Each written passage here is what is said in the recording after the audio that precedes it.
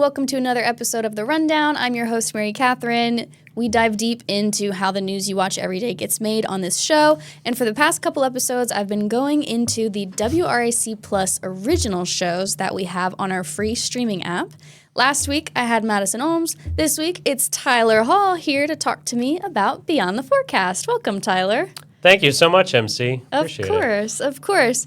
At the time of this recording, we just finished an episode of Beyond the Forecast. Yeah. It's a fun show. Yeah. Yeah. Can you tell me a little bit about how Beyond the Forecast came about?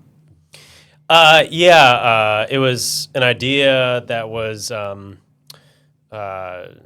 definitely, it was Matt's idea, is what I'm trying to say. Matt's idea, he kind of championed it and asked, higher-ups about it and kind of threw the idea out there. So he's kind of the architect of the idea behind it. Yeah. When he came to you and talked to you about it, what were your initial thoughts? Because you guys do your weather updates and stuff like in this studio that we're in right now. Right. But to do like an entire, I mean, those take like, a minute sometimes if they're long. Yeah. And so to sit here and do like an entire 15-minute show, what were your initial thoughts? Well, I know there has been a huge increase presence of podcast shows across the country, and they are becoming very, very popular. So I was definitely open to the idea. I thought it was really cool. So really like how the show's been kind of, playing itself out the first couple of months. And it's been a lot of fun so far. Yeah. Just to break down, in case people have not seen the episode before this or even watched the show before, it's called Beyond the Forecast because the whole point of it is you guys get to have that extra time that you don't normally get in a newscast to talk about weather going on here at home, but also across the country. Right. And something that I asked Madison Ohms, which was in the last episode that we did, I asked her, I was like, is it hard to forecast when you're not even living in an area, if that makes sense? Like, if you're forecasting and you step outside and it's raining and you live there, then okay, cool, my forecast was right. But when you don't live there and you step outside, it's what do you do to kind of understand whether that isn't happening right where you live? That's my weird way of asking because I'm not a meteorologist either. Yeah. So I know you guys have weather models and things like that, but is it an added difficulty, like a challenge to forecast when you don't live in an area? Obviously, we don't have the ground truth because we're not there, first of all. I think being able to look at radar and satellite data kind of all over the country, having that access of the National Weather Service, the folks that put out the watches, warnings, advisories, things like that. And then also, watching other meteorologists and forecasters across the country on TV, following them, kind of helps to watch it from afar. But it's a different type of challenge when you're looking at it from, a different region in the country for sure. Yeah, I can't wrap my mind around some of the work you do. I was telling Madison last time, you guys are scientists. That's really cool to be able to label yourself that way. Have you always loved the weather, even as a kid? Yeah, growing up in New Hampshire, I was always very fascinated with science, weather, the outdoors. I still remember I was obsessed with watching the Weather Channel as a kid and watched that pretty religiously throughout my childhood, but also just having a lot of fascination around our planet and science and all that. And I I'm an Eagle Scout, and ironically enough, the first merit badge I got was in weather. So that was, back in 2007, actually, 2007. My first merit badge was weather, and I've just always had an appreciation for Mother Nature and what she can bring. Yeah. Sure. Fast forward to now, you work in a job where you get to talk about the weather all the time, and now you have this opportunity in your podcast every week to really sit down and take a deeper dive than what you get to do on TV. What does that mean to you when you get to do it? Yeah, well, so for 8+ years of being in the business in Louisiana and here, as you said, in a regular newscast outside of severe weather, it's a lot of the hits are short, except for full weather is around 2.5 minutes. If there's more active weather, there's more time, obviously, and then in severe weather situations, that could be for hours and hours on end, depending on how many warnings there are and where it's being affected and things like that. But I mean, I'm still definitely living out my dream as a kid. Weather's my number one passion, and still really love what I do, and really love the weather forecasting process, and then being able to apply that to TV is pretty cool. But now with the rise of podcasting becoming so popular now through YouTube and TikTok and Instagram, Facebook, all these different platforms, and of course on our website. I know a lot of other stations are doing this, a lot of plus channels. That's becoming a huge thing now. Digital is where things are headed.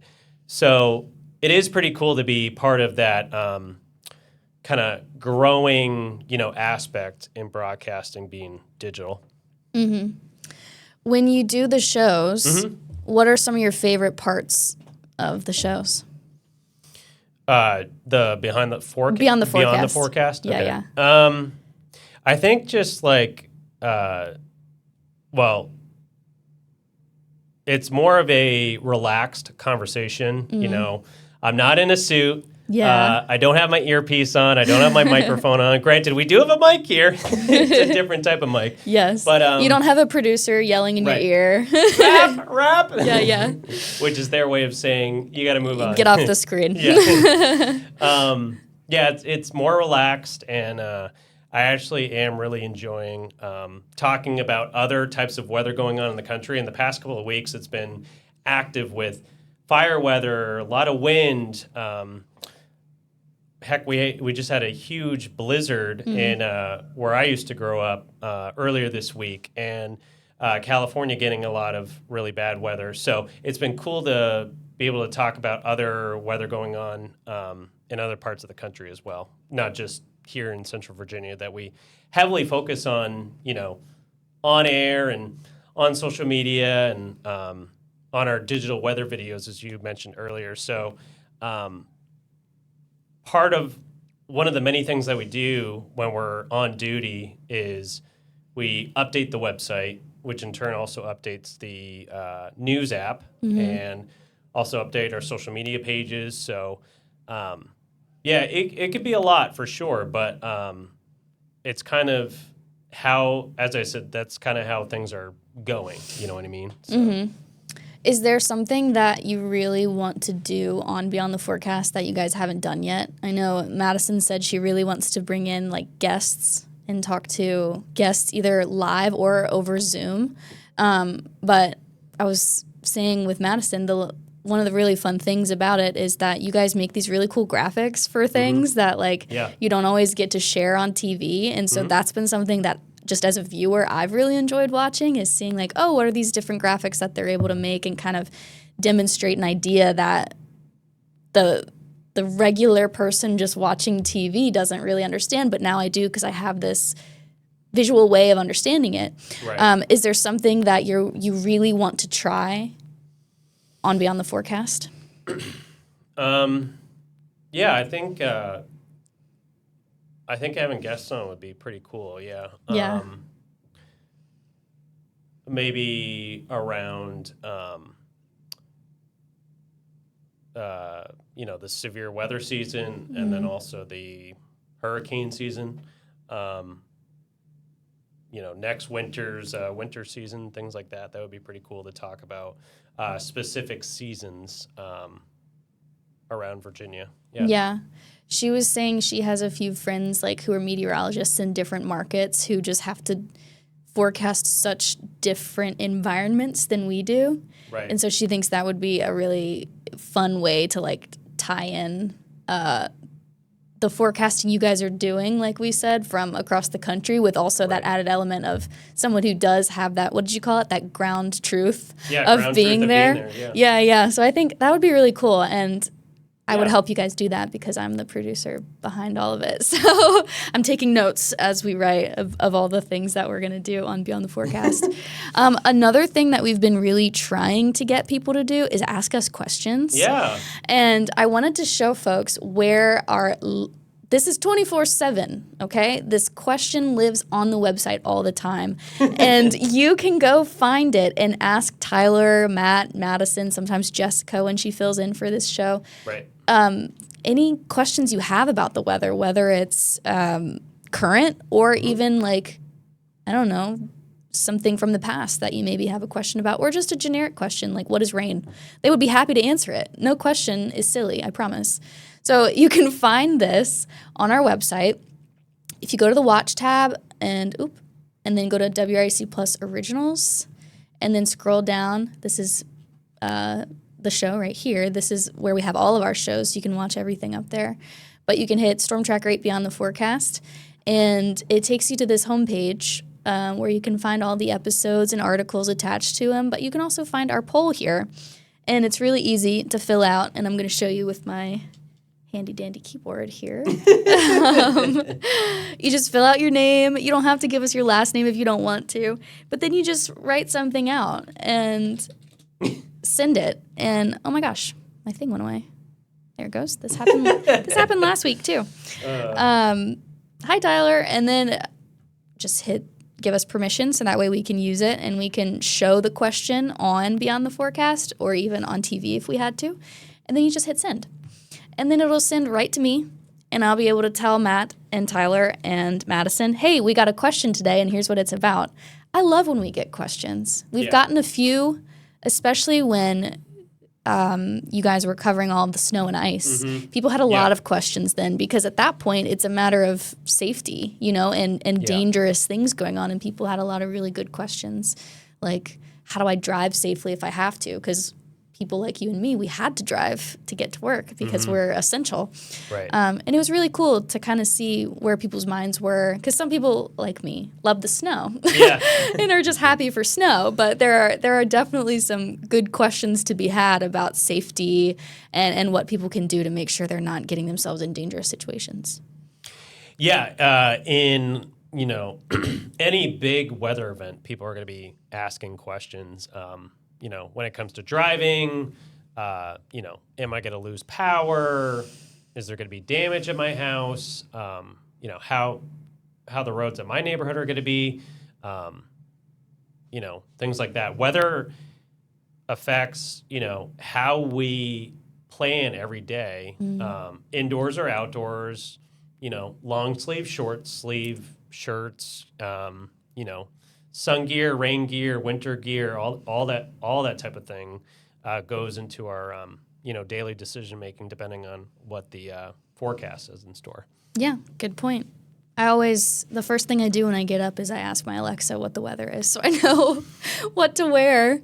That's funny. Yeah, I have to, because sometimes, especially because the forecast is changing all the time, right? Sometimes I'll see like, oh, it's going to be a nice weekend, and then it actually turns out that, oh no, some rain is coming now that I didn't know about. So I'm planning these good weekend plans, and then I go and it's pouring down rain. So it's good to stay on top of it. You can do that on our website, on our app, on WRC Plus. There's the 24/7 weather channel, which is really cool. Yep. Where you will see literally all the time the weather forecast, the radar, right? And sometimes what else pops up on there?